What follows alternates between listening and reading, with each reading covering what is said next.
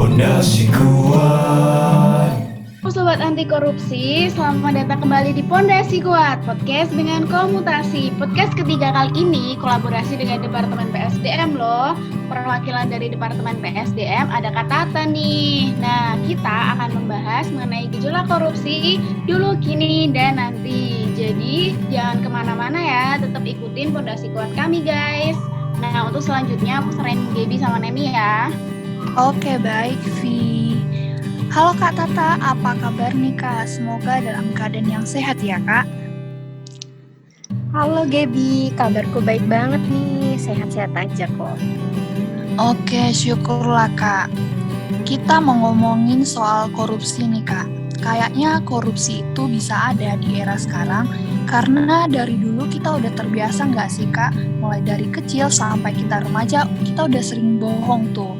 Nah, aku mau tanya nih Kak, kenapa sih korupsi itu kian hari kian bertambah dan semakin mencolok di kehidupan kita? Dan sebenarnya korupsi itu terbentuk awalnya gimana sih Kak Tata? Oke, betul banget apa kata Gaby barusan. Korupsi itu sejak sekarang masih ada dan terbentuk dari hal-hal kecil seperti yang dikatakan Gaby tadi, suka berbohong. Kita itu punya budaya korupsi karena dari dulu kita udah terbiasa dengan hal tersebut. Jadi nih Gap, korupsi itu sudah ada sejak zaman penjajahan Belanda. Bayangin aja ya, pada masa VOC dulu, perilaku korupsi sudah bukan hal yang tabu lagi. Kebiasaan korupsi itu berlanjut sampai ke masa penjajahan Jepang, bahkan hingga saat ini Gap. Dan pada masa pemerintahan Soekarno, korupsi itu belum begitu kelihatan. Nah, baru pada saat masa pemerintahan Soeharto, korupsi semakin mencolok. Bahkan nih ya, Soeharto itu mendapat julukan sebagai orang terkorup sedunia pada bahasanya loh. Kemudian pada tahun 1965 mulailah dibentuk tim pemberantasan korupsi, sekaligus berbagai aturan mengenai korupsi di Indonesia. Namun pada tahun-tahun itu tim tidak berjalan seperti yang diharapkan karena masih ada kepentingan di atasnya sehingga tidak tercipta political will dari pemimpin kita.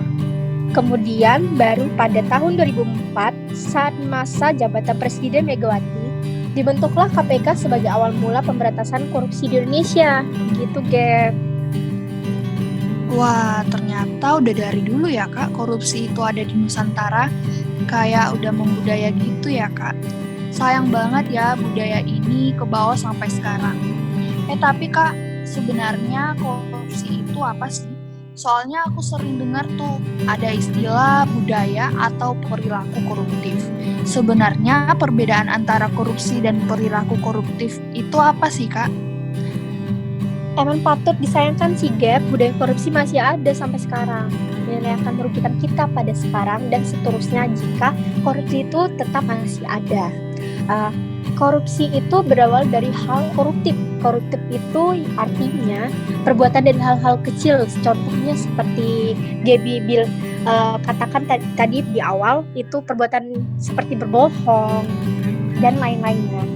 Tapi yang perlu diketahui bedanya adalah ada yang dinamakan tipikor atau tindak pidana korupsi dan juga perilaku koruptif yang sempat Gaby tanyain tadi. Nah, korupsi yang lebih sering hadir dalam kehidupan sehari-hari adalah tindakan koruptif di mana ada unsur korupsi tapi belum termasuk tipikor karena bukan hal yang diatur undang-undang, sehingga hanya menjadi bagian dari tindak pidana ringan.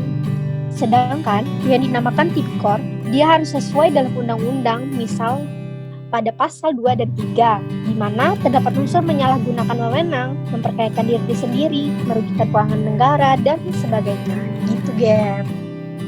Oh alah gitu ya Kak. Aku jadi inget nih Kak, salah satu tabiat teman-teman mahasiswa yang sering ngadain event. Pasti ada aja tuh yang di proposalnya tulis 10 juta, padahal yang dibutuhin cuma 7 juta. Lah, yang 3 jutanya kemana ya? Yang itu ya Kak, yang dimaksud dengan perilaku koruptif.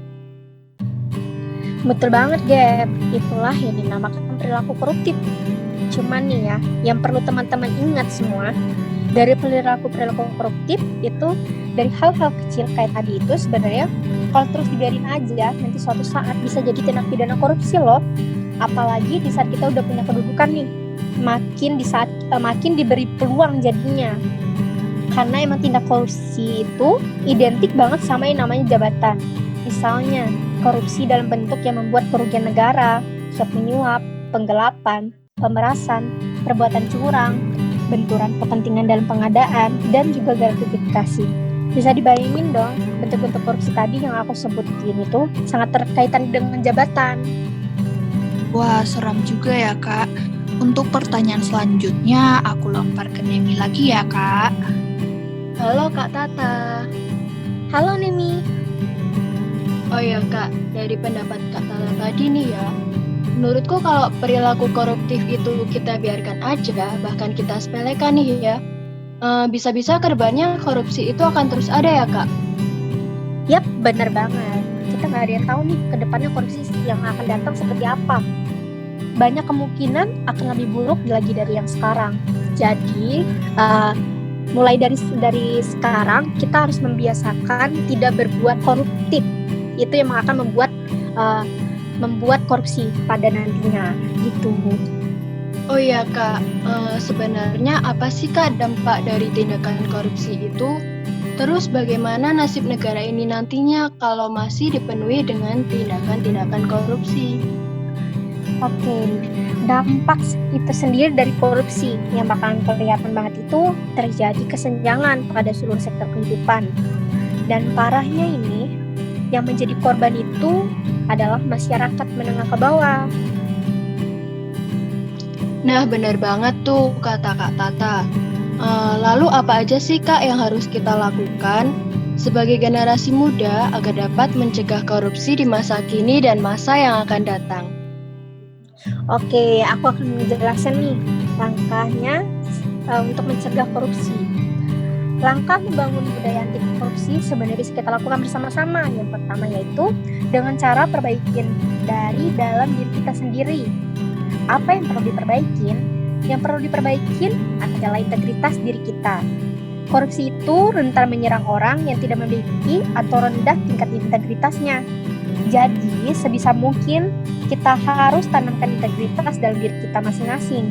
Di samping itu, kita juga perlu tahu apa aja nih nilai-nilai anti korupsi, sehingga nantinya antara kepribadian dan pengetahuan kita bisa kita gunakan seirama untuk mewujudkan budaya anti korupsi.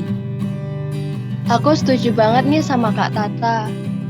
Oh ya, sebagai generasi anti korupsi, harusnya kita tahu dong nilai-nilai anti korupsi itu apa aja.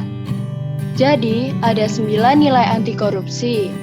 Kayak jujur, peduli, mandiri, tanggung jawab, adil, berani, kerjasama, disiplin, dan sederhana. Kalau aja nih ya, ke-9 nilai-nilai anti korupsi itu udah kita terapkan, secara nggak langsung kita udah jadi pribadi yang berintegritas. Nah, aku mau tanya nih sama Kak Tata, terkait pentingnya integritas, apalagi jika kita melihat kondisi negara saat ini.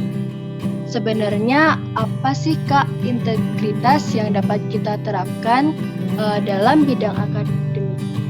Nah, ini juga jadi hal yang penting banget nih bagi kaum-kaum penerus bangsa kayak kita.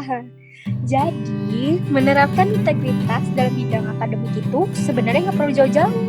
Dari yang paling dekat aja dulu, seperti misalnya kalau dikasih tugas atau skripsi tuh harus dikerjakan secara orisinil tanpa plagiasi. Nggak titik absen atau fingerprint, terus langsung pergi aja. Kalau ujian itu harus dikerjakan secara jujur dan mandiri. Dan masih banyak lagi sebenarnya. Dari sinilah nantinya kita akan terbiasa dan dengan sendirinya dapat membentuk diri kita menjadi agen anti korupsi. Gitu, Nemi. Oke, bener banget tuh kata-kata Tata. Oke, sobat anti korupsi, gimana nih? Keren kan penjelasan dari Kak Tata tadi? Terima kasih ya teman-teman dari PSDM yang sudah bergabung dalam podcast kita.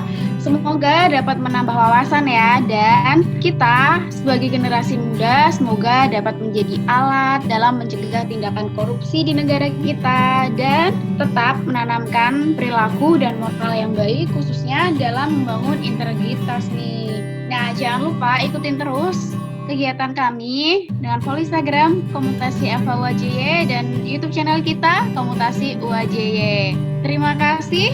Sampai jumpa di Pondasi Kuat berikutnya. Salam generasi muda anti korupsi.